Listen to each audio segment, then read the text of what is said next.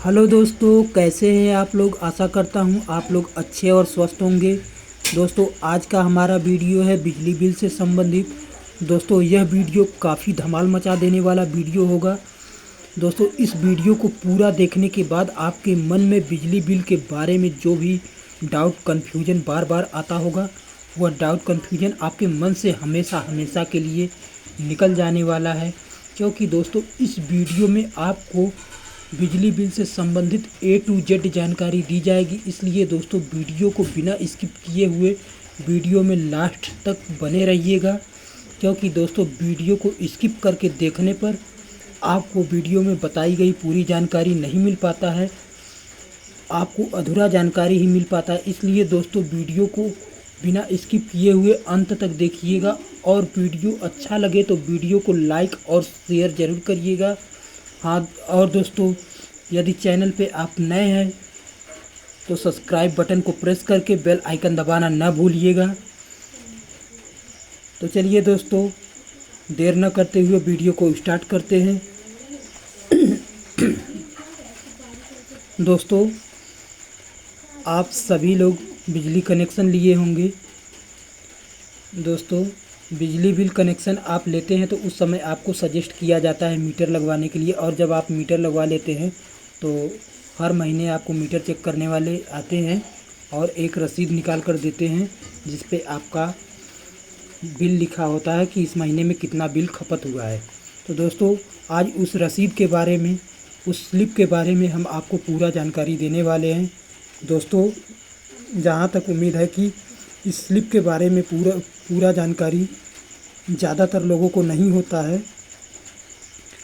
और जब यह स्लिप मिलता है तो कुछ लोगों को केवल इतना जानकारी होता है, नेट करंट बिल देखकर कहते हैं कि हमारा बिल इतना क्यों आ गया है। तो दोस्तों, जब हम मीटर चेक करने वाले भाई साहब से पूछते हैं कि हमारा इस महीने का बिल कितना आया है, तो वो बताते हैं कि आपका 400, 500, 600 जो भी बिल आता है तो वो बता देते हैं। तो हम लोग कहते हैं हम तो इतने यूज करते हैं, हमारा इतना बिल कैसे आ रहा है। तो दोस्तों, कभी कभी हम झगड़ भी पड़ते हैं मीटर चेक करने वाले से, ज़्यादातर लोग झगड़ पड़ते हैं। तो दोस्तों, ऐसा नहीं करना चाहिए हम लोगों को। पहले हमें मीटर का जो स्लिप निकल रहा है, रसीद निकल रहा है, उसके बारे में पूरा जानकारी हमें होना आवश्यक है। इसलिए दोस्तों, इस स्लिप के बारे में पूरा जानकारी आज हम आपको बताएंगे। दोस्तों, सबसे पहले लिखा है लोकेशन लैटिट्यूड। दोस्तों, यह जहाँ से बिल जनरेट होता है उस एरिया का एक नंबर होता है, जिसे लिखा जाता है लोकेशन लैटिट्यूड। उस एरिया का नंबर दोस्तों होता है, तो उसी को लिखा जाता है लोकेशन लैटिट्यूड। फिर उसके बाद दोस्तों लिखा है लोकेशन लॉन्ग लैटिट्यूड। फिर दोस्तों उसके नीचे लिखा है बिलिंग एजेंट आईडी। अब बिलिंग एजेंट आईडी का मतलब क्या होता है दोस्तों? बिलिंग एजेंट आईडी का मतलब दोस्तों यह होता है कि जो एजेंट बिलिंग एजेंट मतलब बिल जनरेट करने वाले आते हैं, जो बिल जनरेट करते हैं, उनका आईडी नंबर होता है। जैसे हम लोगों का आधार कार्ड और पैन कार्ड नंबर होता है, उसी तरह से बिलिंग एजेंट का आईडी नंबर होता है। जो बिल जनरेट करते हैं उनका आईडी नंबर होता है। तो दोस्तों, यह ऊपर आईडी नंबर उनका होता है। अब PUVNL लिखा है दोस्तों, आप कहीं और के अगर किसी और राज्य के रहने वाले हैं तो कुछ और लिखा होगा। तो दोस्तों, यह लिखा है PUVNL का मतलब दोस्तों है, शॉर्टकट में लिखा है कि बिलिंग एजेंट कहाँ के रहने वाले हैं, तो शॉर्टकट में इसे लिखा है PUVNL, मतलब पूर्वांचल के रहने वाले हैं। इसका फुल फॉर्म पूर्वांचल होगा। अब दोस्तों, उसके नीचे लिखा है पूर्वांचल विद्युत वितरण निगम LTD। अब दोस्तों, इसका मतलब क्या होगा, इसे हमें जानना ज़रूरी है कि इसका मतलब क्या होगा। दोस्तों, यह लिखा गया है कि पूर्वांचल विद्युत वितरण निगम LTD, मतलब यह बिजली बिल जहाँ से जनरेट होता है उस कंपनी का नाम है। जिस कंपनी से बिजली बिल जनरेट होता है उस कंपनी का नाम है विद्युत वितरण निगम लिमिटेड कंपनी, जो कि पूर्वांचल में स्थित है, जहाँ से पूरे पूर्वांचल को बिजली जनरेट किया जाता है। अब दोस्तों, उसके बाद लिखा गया है इलेक्ट्रिसिटी बिल। इलेक्ट्रिसिटी बिल आप कैसे भर सकते हैं? इलेक्ट्रिसिटी बिल लिखा गया है पे योर बिल ऑनलाइन एट मतलब आप ऑनलाइन मतलब आप अपना बिल ऑनलाइन भी भर सकते हैं, लेकिन आप भरेंगे तो कहाँ भरेंगे दोस्तों? उसके लिए लिखा गया है www.upenergy.in। मतलब यह एक वेबसाइट है www.upenergy.in एक वेबसाइट है जिससे आप ऑनलाइन बिजली बिल भर सकते हैं इस वेबसाइट पर जाकर। अब दोस्तों नीचे लिखा गया है for complaint call on toll free number. दोस्तों बिजली से संबंधित कोई भी शिकायत आपको करना है तो आप टोल फ्री नंबर 1912 पर कर सकते हैं। अब दोस्तों यहाँ से इसके नीचे लिखा गया है डेट टाइम। दोस्तों ये डेट उस समय का डेट होता है, उस समय का डेट टाइम होता है जब जिस दिन हमें मीटर चेक करने वाले हमें यह रसीद निकाल कर देते हैं, उस दिन का डेट होता है। तो दोस्तों ये 3 तारीख महीना 9 2024 को मुझे मिला था और टाइम इसका है 11:55 पर यह बिल जनरेट किया गया था। अब दोस्तों लिखा है उसके नीचे लिखा गया है बिल नंबर। यह बिल नंबर दोस्तों समय समय पर चेंज होता रहता है। दोस्तों ये बिल नंबर उन लोगों के पास होता है, इसी से बिल नंबर वो बिल निकालते हैं। अब उसके नीचे दोस्तों लिखा गया है बिल मंथ अथवा ईयर। अब बिल मंथ ईयर लिखा गया है दोस्तों, मतलब किस साल के किस महीने में बिल जनरेट किया जा रहा है। बिल मंथ अथवा ईयर का मतलब दोस्तों यह हुआ कि किस साल के किस महीने में बिल जनरेट किया जा रहा है। तो लिखा गया है सितंबर 2024, मतलब 2024 साल के 2024 के सितंबर महीने में बिल जनरेट किया जा रहा है। 2024 के सितंबर महीने में बिल जनरेट किया जा रहा है। अब लिखा गया है दोस्तों पेरिड मंथ, मतलब कितने महीने का बिल जनरेट किया जा रहा है। तो पेरिड मंथ 1। अब 1 लिखा गया है मतलब 1 महीने का बिल हमारा निकल रहा है 1 महीने का बिल निकाला गया है। अब दोस्तों यहाँ से समझने वाली बात है अकाउंट आईडी। यह अकाउंट आईडी दोस्तों वह आईडी होता है जबकि हम कनेक्शन लेते हैं तो हमें उस समय अकाउंट आईडी मिलता है। इस अकाउंट आईडी से हम अपना बिल चेक कर सकते हैं ऑनलाइन और ऑनलाइन भर भी सकते हैं अपना बिल, और इसी आईडी से हम कॉलोनी पर भी भर सकते हैं बिजली बिल। दोस्तों यह अकाउंट आईडी हम लोगों के पास रहना बहुत ज़रूरी होता है। ये सबका अलग अलग अकाउंट आईडी होता है। अब दोस्तों लिखा गया है DIV नेम। अब DIV नेम का मतलब दोस्तों है कि किस डिस्ट्रिक्ट से यह बिजली बिल जनरेट किया जा रहा है। डी से डिस्ट्रिक्ट होता है दोस्तों।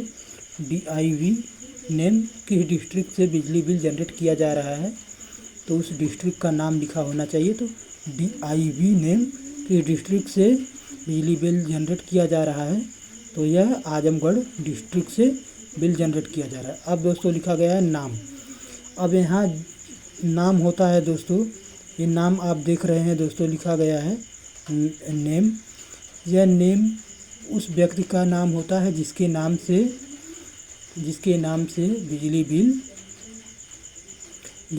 बिजली कनेक्शन लिया गया होता है, जिसके नाम से कनेक्शन होता है। अब दोस्तों एड्रेस ADDR शॉर्टकट में लिखा गया है ADDR मतलब एड्रेस। यह एड्रेस उसका होता है दोस्तों जिसके नाम से कनेक्शन लिया गया है। उसका एड्रेस होता है किस राज्य के रहने वाला है और कहाँ के रहने वाला है, उसका पूरा एड्रेस होता है। अब दोस्तों आ जाते हैं मीटर नंबर। यह मीटर नंबर तब हमें मिलता है जब हम कनेक्शन लेते हैं तो हमें वहाँ से जहाँ से बिजली जनरेट होता है हमें मीटर लगवाने के लिए सजेस्ट करते हैं, सुझाव देते हैं।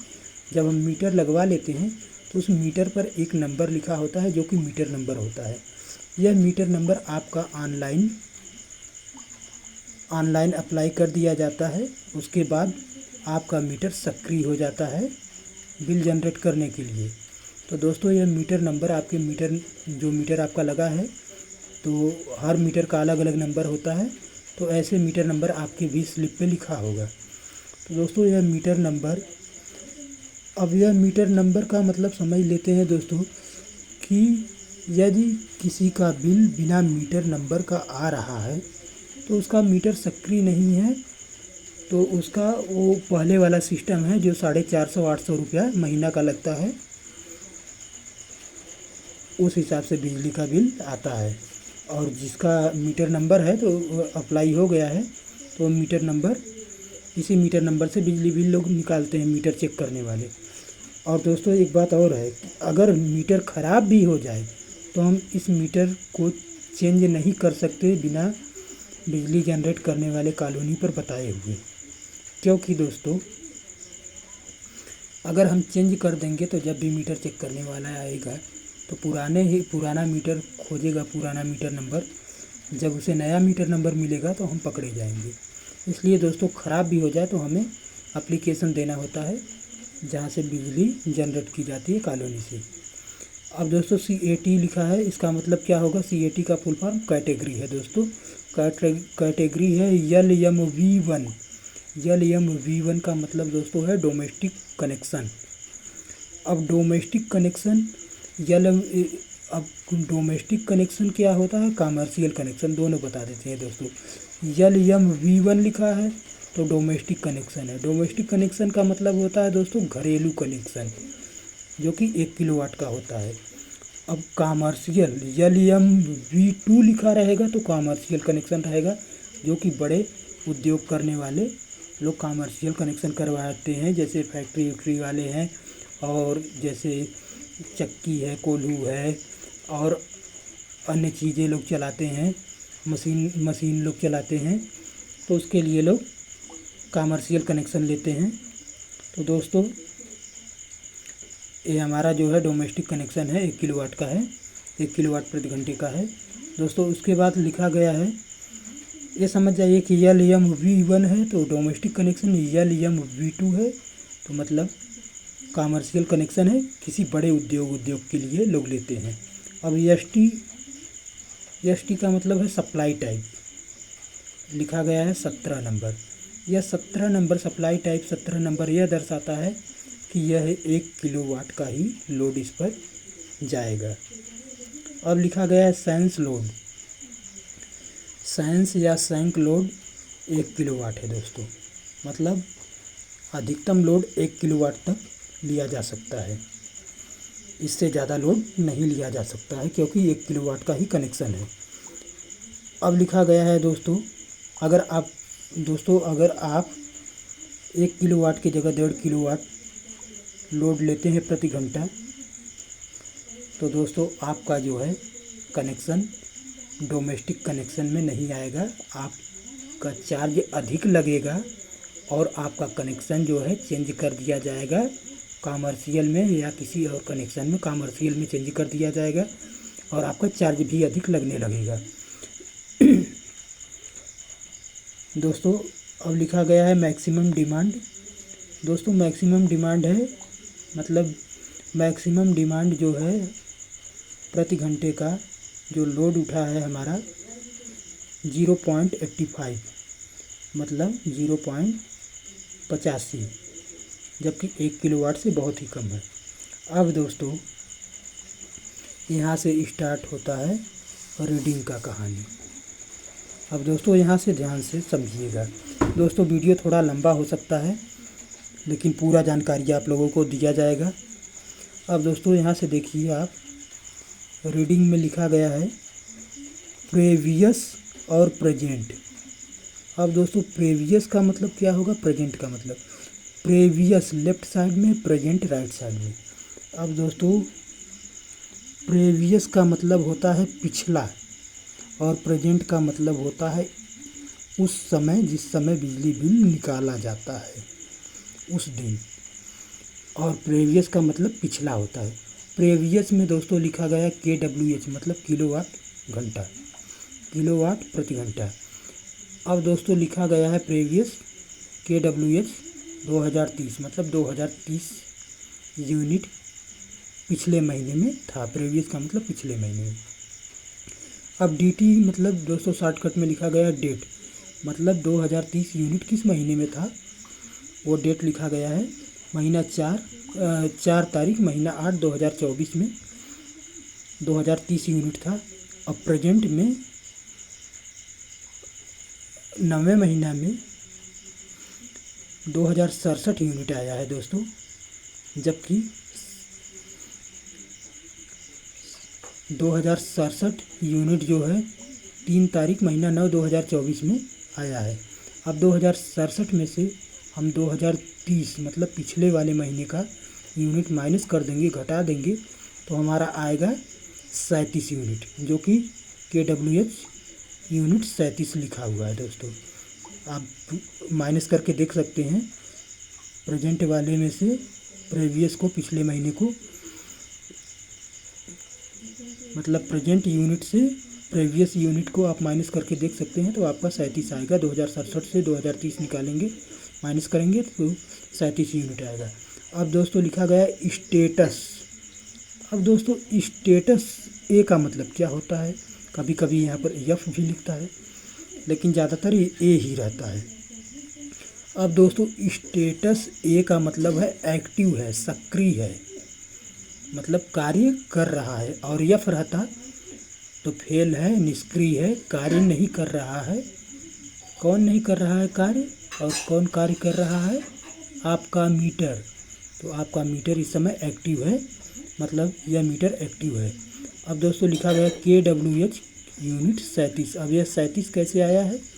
आप देखिए, प्रेजेंट यूनिट जिस महीना में निकाला गया बिजली का बिल 2067 था, उसके पहले वाले महीने में 2030 यूनिट था। 2067 यूनिट से 2030 यूनिट को घटा दिए तो 37 यूनिट आया। अब दोस्तों वही लिखा गया KWH यूनिट 37 है, मतलब एक महीना में बहुत ही कम यूनिट इनका खपत हुआ है। 37 यूनिट मतलब है 100 यूनिट से कम है। 100 यूनिट से कम या 100 यूनिट तक जो रहता है वो लाइफ लाइन कंज्यूमर में आता है। अब दोस्तों इसके बाद हम बताएंगे नीचे लाइफ लाइन कंज्यूमर का मतलब क्या होता है। अब दोस्तों लिखा गया है build units, bill basic okay. Okay क्यों लिखा गया? क्योंकि एक्टिव है, सक्रिय है मीटर, इसलिए ओके लिखा गया है। अब दोस्तों लिखा गया है ग्रॉस बिल। यहाँ से दोस्तों बहुत ही ध्यान से समझिएगा। ग्रॉस बिल 290 रुपया 68 पैसा। अब दोस्तों ग्रॉस बिल यह क्या होता है? ग्रॉस बिल 290 रुपया 68 पैसा का मतलब दोस्तों यह है कि यह बिल 290 रुपया 68 पैसा आया कहाँ से आया, इसको हम पता करते हैं।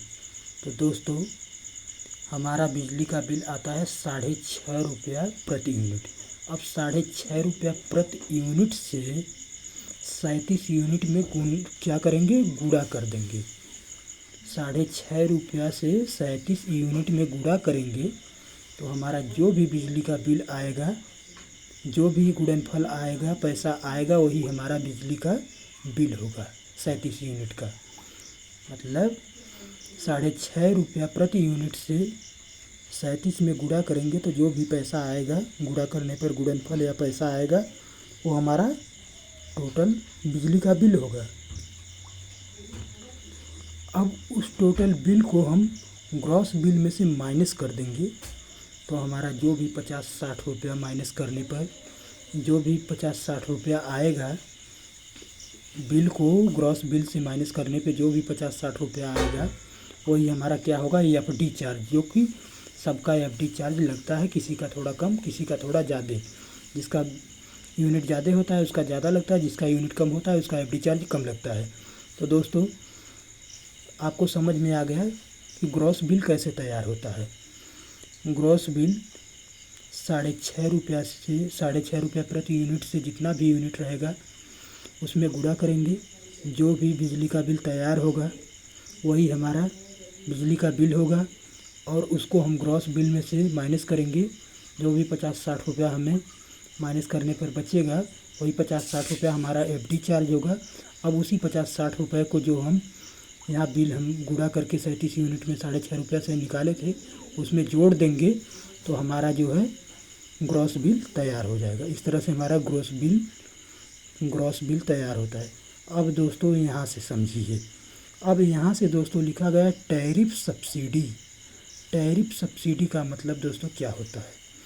दोस्तों टैरिफ सब्सिडी वह होता है जो कि हमें सरकार की तरफ से ब्याज के रूप में मिलता है, सब्सिडी मिलता है। अब दोस्तों यह सब्सिडी किसे कितना मिलता है, इसको जानना बहुत ज़रूरी है।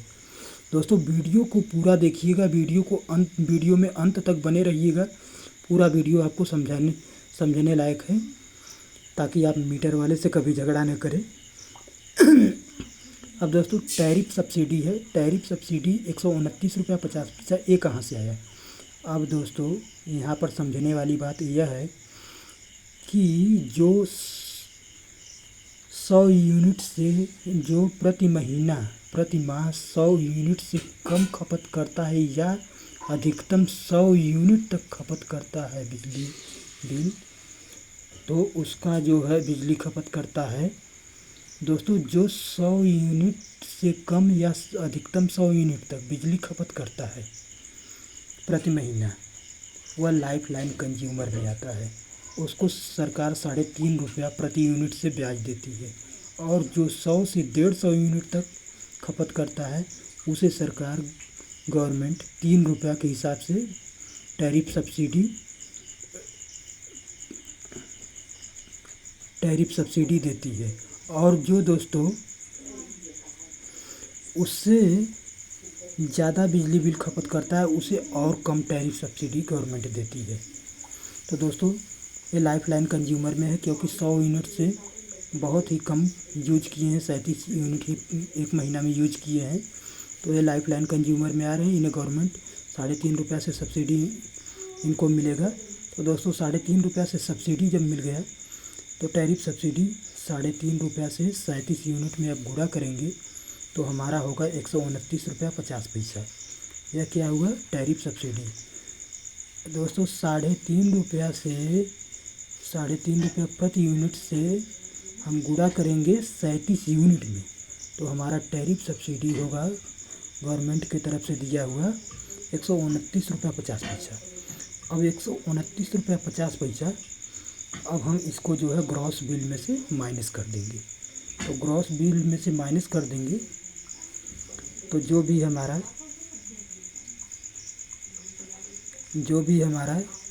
160-61 रुपया तैयार होगा, घटाने पर बचेगा, वही हमारा जो है ओरिजिनल बिल है। इसका मतलब दोस्तों टैरिफ सब्सिडी गवर्नमेंट देती है, तो 3.5 रुपया तो टैरिफ सब्सिडी ही प्रति यूनिट दे देती है, जो 100 यूनिट से कम या 100 यूनिट तक खपत करते हैं प्रति महीना। और 6.5 रुपया बिजली का बिल प्रति यूनिट लेती है, तो 6.5 रुपया में से 3.5 रुपया माइनस कर दो तो 3 रुपया तो गवर्नमेंट ले रहा है आपका। अगर आप 100 यूनिट तक प्रति महीना खपत करते हो तो, और 150 यूनिट तक खपत करते हो तो आपका 3.5 रुपया ले रहा है, क्योंकि 3 रुपया सब्सिडी देगा। तो 3 रुपया सब्सिडी जब देगा आपको, तो आपका जो है 6.5 रुपया में से 3 रुपया माइनस कर दो तो 3.5 रुपया लग रहा है।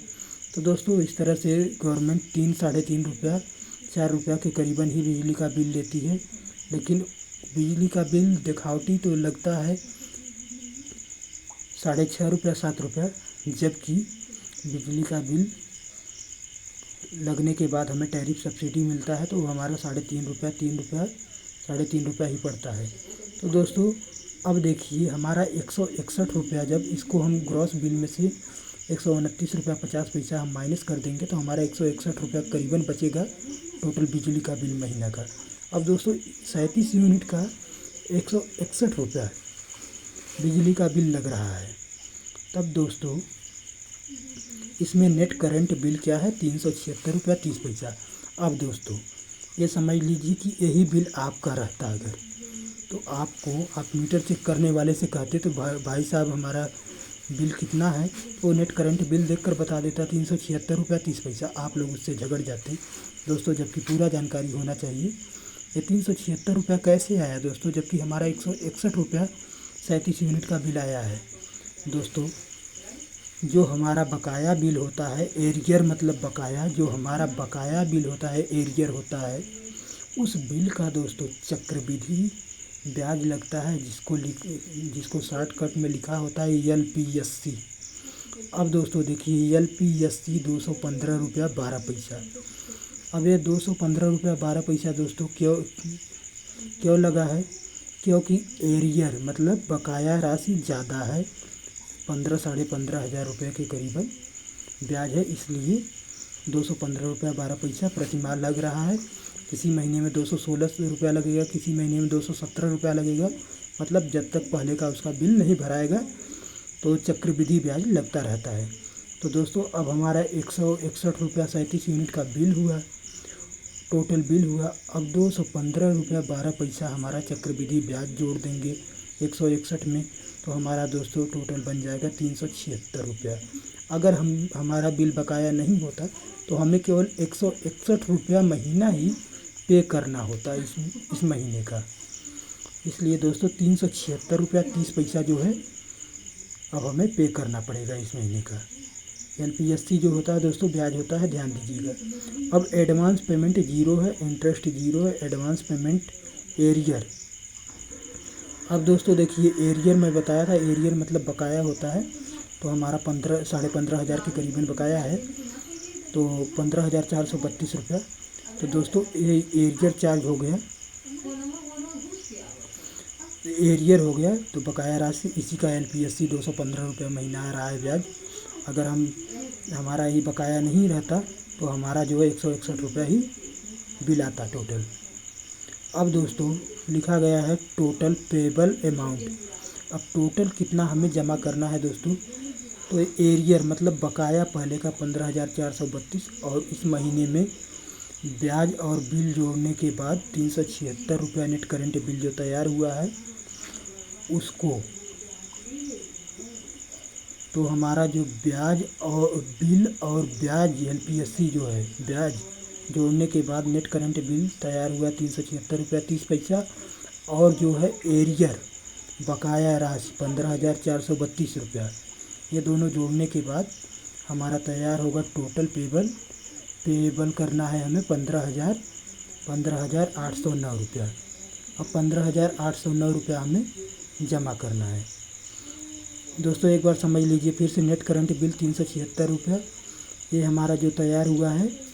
LPSC जो है 215 रुपया मतलब ब्याज जो हमारा आ रहा है बकाया राशि का वो, और नेट करंट और जो हमारा बिल तैयार हुआ 161 रुपया वो, दोनों जोड़ने पर 376 रुपया आया।